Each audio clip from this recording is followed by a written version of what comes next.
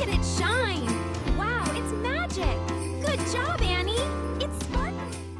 Any 3.5 की एक प्यारी सी बच्ची थी। उसे ड्राइंग और रंग बहुत पसंद थे। एक दिन एनी ने जूस पीते हुए मेज पर गिरा दिया। मेज चिपचिपी और गंदी हो गई।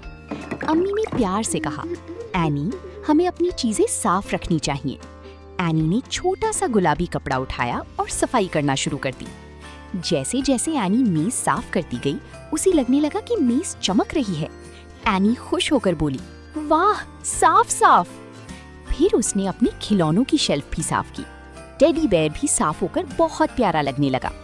एनी ने अपनी पढ़ने वाली मेज से भी धूल साफ की। अम्मी ने कहा, शाबाश एनी, जब हम सतह साफ रखते हैं तो जरासीम दूर रहते हैं और घर खूबसूरत लगता है। एनी बहुत खुश हुई। उसने सीखा कि सफाई एक अच्छी आदत है। अब वो हर रोज खाने के बाद मेज साफ करती थी।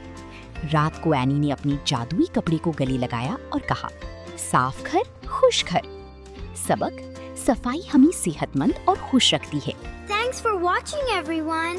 Annie और सफाई का